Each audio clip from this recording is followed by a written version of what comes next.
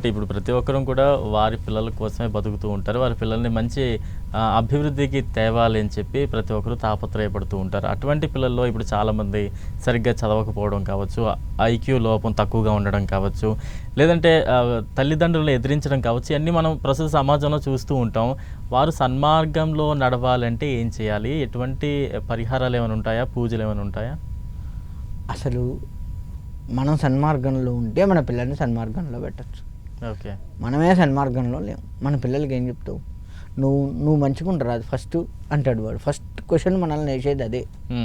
అవునా, నువ్వు చేసావు లేసా, నువ్వు తెచ్చావులే అనే ప్రశ్న ఎదురు సమాధానం ఖచ్చితంగా వస్తుంది. అంటే ముందు మనం ధర్మ మార్గంలో ఉండి భగవద్ధ్యానాలు చేస్తూ ఉంటే మన పిల్లలకు అది అలవాటు అవుతుంది. ఒకటి. రెండు, మనం చిన్నతనం నుంచే ప్రహ్లాదుడు 5 ఏళ్ళ వాడు. మరి వాడి కడుపులో ఉన్నప్పటి నుంచే మనకి విష్ణుమూర్తి అంటే ఏంటి, విష్ణు తత్వం ఏంటి నారదుల వారు ఉపదేశించాడు. ఒక తండ్రిలాగా, ఒక గురువులాగా ఆయన ముందు ఉపదేశించాడు కదా. ఆమె రాక్షసి, ప్రహ్లాదుడి యొక్క తల్లి. ఆమె నిద్రపోయింది, అయినా ఆయన లోపలుండి విన్నాడు. విని బయటకు వచ్చిన తర్వాత కూడా అదే ధ్యాసలో ఉన్నాడు. విష్ణువే మొత్తం అన్న ధ్యాసలో ఉన్నాడు.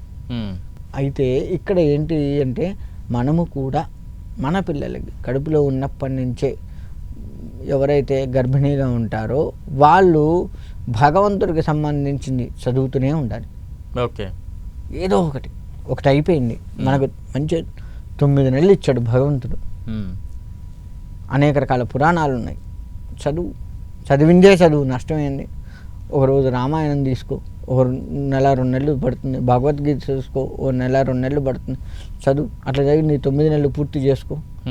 ఖచ్చితంగా అలా చేసుకోగలిగితే నీలో ఉన్నటువంటి ఆ బిడ్డకి, ఆడవారు మగవాళ్ళు ఎవరైనా సరే, ఆ శిశువుకి భగవద్ధ్యానం అలవాటు అవుతుంది.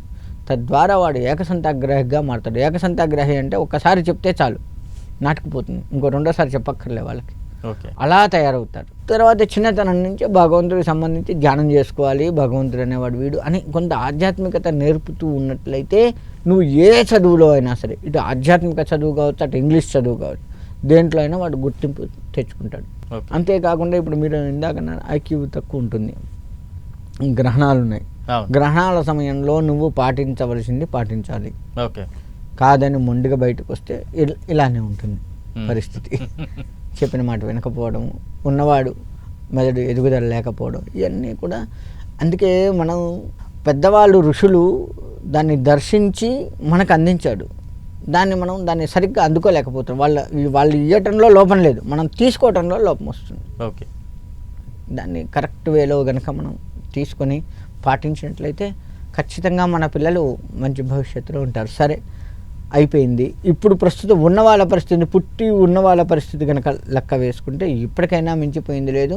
వాళ్ళైనా సరే కాస్త చీకటితో ధ్యానం చేసుకుంటూ కనుక ఉండగలిగినట్లయితే తప్పకుండా మంచి భవిష్యత్తు ఉంటుంది.